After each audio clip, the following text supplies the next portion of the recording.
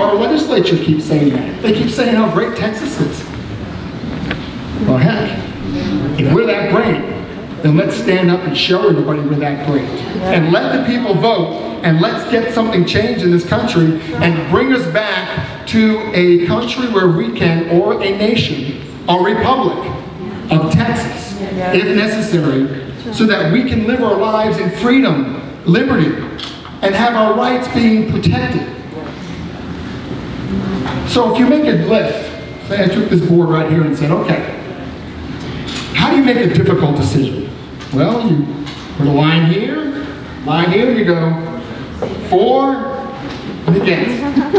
Or this is what would make this worthwhile, and this is what would not. If we made that list right now, it would be very difficult to find any benefits of staying in this union because of our federal government. But there are a lot of benefits of Texas taking care of Texans. We send more money to the federal government than we receive back. I got that information from our comptroller. That wasn't just information from some group. It's the truth. But we need to get these questions answered, not just by people on the outside trying to get them answered. We need them answered by the Texas legislature because they listen to the people and they let the people vote, and it forced a committee in the Texas legislature to put a plan together for Texas independence. And that's what this bill is all about.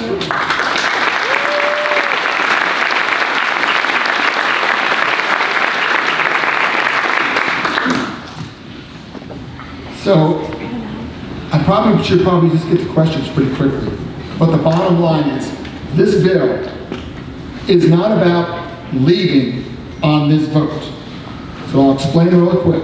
This bill is to allow the people to vote to force Texas to evaluate itself. Evaluate, what are we doing right, what are we doing wrong, where's our money going, how are we spending our money, can we take care of our own citizens, can we support a military, can we control our own border? All these things will be discussed then if we get this bill passed and the people vote for it in November.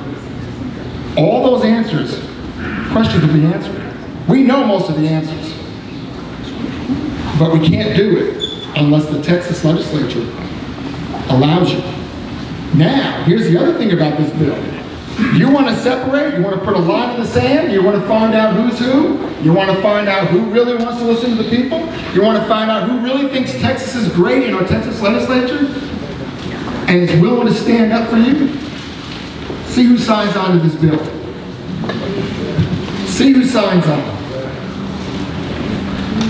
The more I get to talk to other legislators, the more they are open. But their immediate reaction, of course, is, we don't want to go through that. What a waste of money.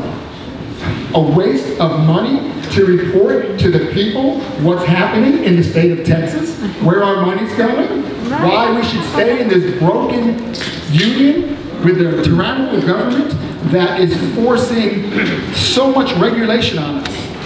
40% of the bills in the House legislature in Texas have to do with rewriting, changing, or because of federal regulations.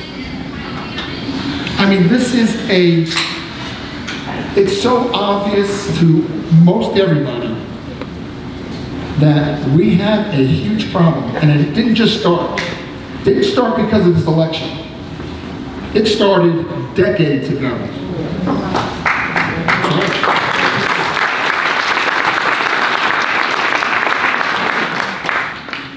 Donald Trump woke up so many people that really didn't understand what was going on. And I'll bet you there's a lot of people in this room that weren't going to meetings, that haven't been fighting this fight for years and years and years, that are here now because you realize, because a man stood up and said, I want to make America great again. There is a swamp, a deep state, there is huge problems in our government, and look what they did to him.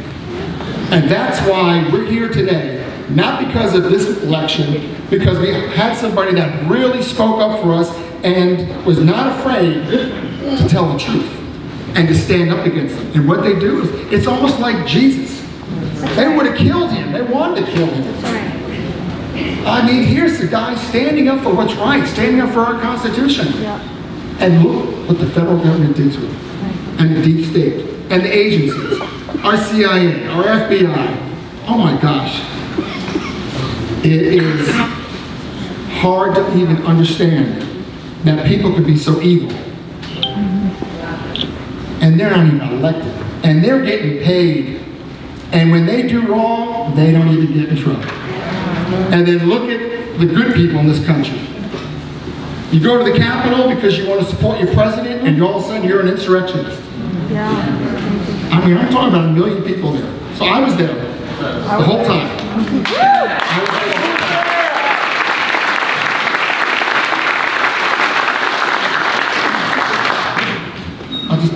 And I'll end with this, then we'll do questions. So I got there at 6:30 in the morning. They opened up at 7, walked to the Washington Monument. It was pretty cold. But man, I tell you, there were just people walking. All the streets were closed, no cars, no transportation. We got a metro while it was still running that early, at least to get close. So then we just walked. We walked a long way, and all these people in Trump gear. I was afraid to wear Trump gear because I thought we were going to have all these protesters attacking us like they've done in the past. There were no protesters against us. There was nobody against us the whole day. The whole day. But whatever, these people were just, I mean, they looked just like you all. Grandmothers, grandfathers, you know, just working people. They just wanted to show support for a man that stood for us and fought for us. And we were all there, and it just grew and grew and grew and grew. I met people all over the country. It was just, in fact, I was on KSAT TV, San Antonio, 2 nights ago. And they asked me the question, oh boy, it must have been so scary, it must have been so, oh whatever. I said, you know what, it was one of the most peaceful places I ever was. We were singing songs, singing praise songs, worship songs, patriotic songs, prayer. It was America. It was America. Showing our president how grateful we were for him trying to make America great again. She didn't like that answer, because she couldn't believe it. But here it is. We're there, so after the rally, I left early to go to the Capitol. And then we're at the Capitol, and there's 3 policemen, 500,000 people walking up, all peaceful. There was no vandalism, there was no anger, there was no nothing. But there were some people there already in gear, helmets, walkie-talkies. Now remind you, there is no cell service. No cell service. You can't even communicate with your friends. I had friends that I couldn't find them because you couldn't even call. You couldn't text. There was nothing. And but they had their walkie-talkies, they were ready. So we all know about the few that were there for and had planned for a long time. So we get to the Capitol, we're just standing there, and we're singing and praise, all the same stuff for the next 5 hours. We don't even know what's going on inside. I was from here to that clock, from the doors, you know, where the Capitol goes up to another level, and all the pictures you would see. I had no idea there was any violence going on. We had some tear gas because some people were trying to get through the barricade and get closer. That was it. We had no idea. This crowd, I was there for 4 hours. I remember, no bathroom. I had to go to the bathroom at 9:30. I didn't get home till 6. God took care of me. Praise God. It was a miracle. There was no doubt about it. No miracle. No food, nothing to drink, and nothing to open. Everything was closed. They did that to really try to piss us off. And it didn't work. Because we love God. We're moral people. We're good people. We're what America's supposed to be. And that's what it was.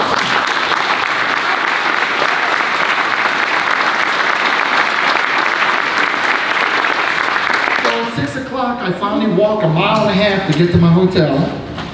And because no cars, no roads were closed, all the roads were closed. no taxis. It was just unbelievable. Walking through these neighborhoods, and we got home, I turned on the news. So again, I guess the violence had happened hours and hours and hours earlier. I get there and I find out I'm an insurrectionist, I'm the worst person in the world. I went there to march on the Capitol, do all sorts of violence.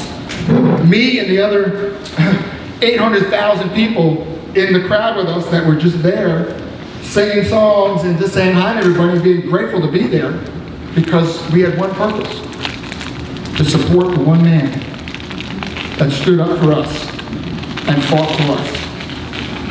So when I saw it on the TV, I'm sure all of us did the same thing. We finally got home. Remember, there's no TV going on walking home. There's no businesses open. Nothing. So we didn't find out till we get home how bad we are. And you see, that's what everybody saw. They saw the violence on the inside, but all the rest of us outside had no idea the whole time. So just to give you a little bit of perspective on really what happened there. But it all comes back to, what are we going to do now? What are we going to do now? Are we going to complain about the Durham report because it didn't come out yet and the bad people didn't go to jail and the good people are going to jail? Well, that's not going to do anything. Are we going to complain about, well, we have to get 1 or 2 more people elected, let's get rid of that one bad guy and get another person elected? Yeah, we got to do that. But that's not going to change anything. If we want to make change, we have got to do big things. Remember, without a vision, the people perish. We need a vision. We need a plan. And we need to move forward on that. And it's not going to be our legislators. It's not going to be the people you elected that are going to make this plan. It's going to be you all. That's what's happening. We are having an army of 75 million people want to know, what do we do? We're ready. And we need to give them something. And Texas is where we need to start. And that's what this bill is about. That is what it's about. Letting the people of Texas vote and start this process and watch what happens. Let God take care of it. We're going to have other states come in, we're going to have this come in, we're going to have all these things, a miracle happens, we have, you never know. But we've got to start it, and then let God take it from there.